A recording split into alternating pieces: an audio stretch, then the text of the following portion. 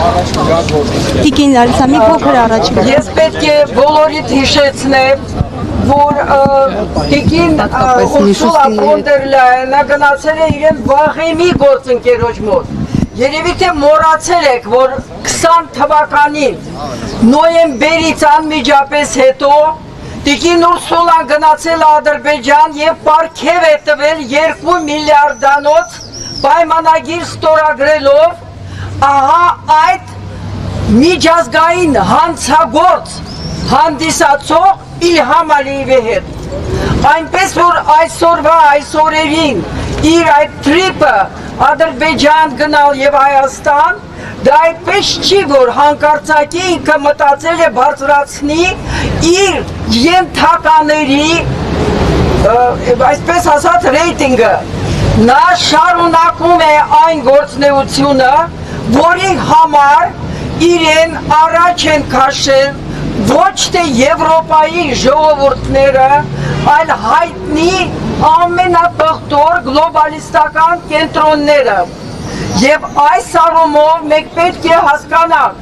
որ ոչ թե մենք գործ ունենք այդ գրեթե անմեղսունակ քաղաքական անմեղսունակությամբ տարապող քաղաքացիական պայմանագիր կուսակցության կոչված անձանց հետ։ Մենք գործ ունենք ամենապղտոր, շարունակում եմ, ամենապղտոր գլոբալիստական կենտրոնների ներկայացուցիչների հետ, որոնք արդեն հմուտ են, թե նախկինում որպես գաղութատերեր եւ հիմա տիրապետում են ամբողջովին քաղաքական մանիպուլյատիվ տեխնոլոգիաներին։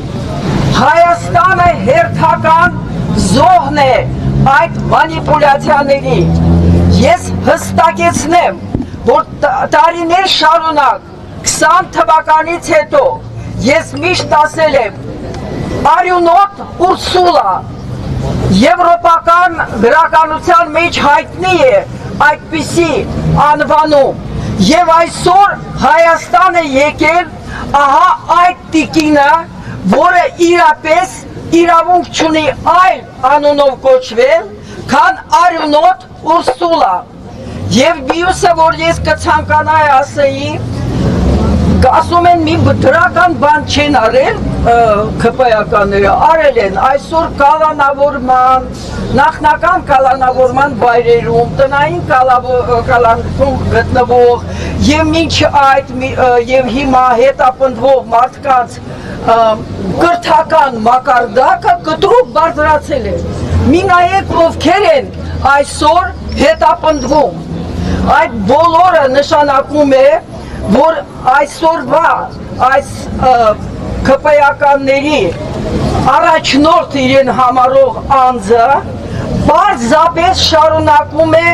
ինչպես ինքն է ասել, էլիտաների դեմ իր պայքարը անկտրուն եւ ինքը շարունակելու է դա,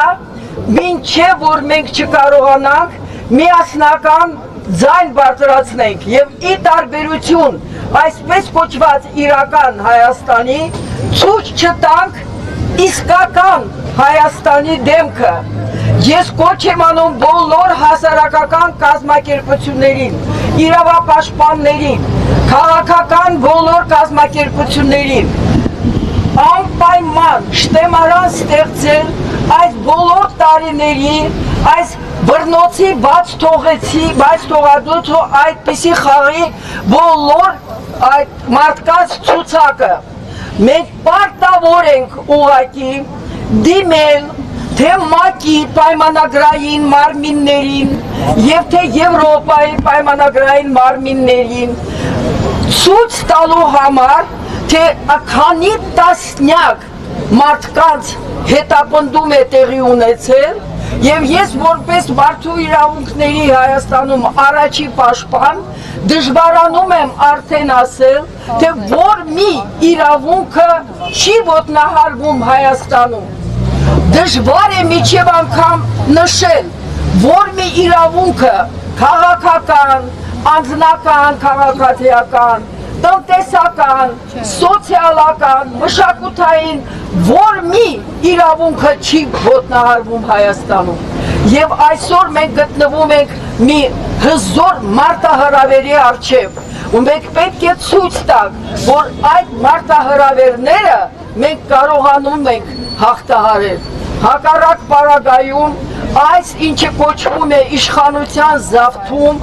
իշխանության յուրացում եւ որը սահմանադրության երրորդ կետով երրորդ տարբերությամբ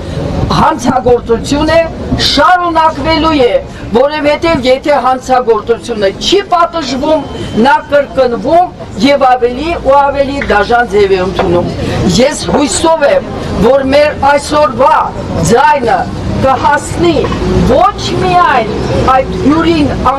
անկոչ, այսպես ասած, այլ կհասնի Հայաստանի Հանրապետության հասարակությանը։ Հիշեցնեմ, Հայաստանը ավելի պաշտպանված չէ, քան Արցախը։ Արցախի հանձնումը դա դաս պետք է լինի Հայաստանի քաղաքացիների համար։ Այսօր մենք գիտենք, որ նոր օրենք են ուզում ընդունել, զրկելով Հայաստանի Հանրապետության գրեթե 1 միլիոն քաղաքացիներին, որոնք տարբեր պատճառներով ապրում են, հայտնվել են տարբեր պետություններում, ուզում են զրկել ընտրելու իրավունքից։ Դա ես էլի եմ ասում, դա վերջ չի, դա սկիզբ է նոր բռնաճնշումների ալիքի։ Ոչ եմ անում բոլորիս միասին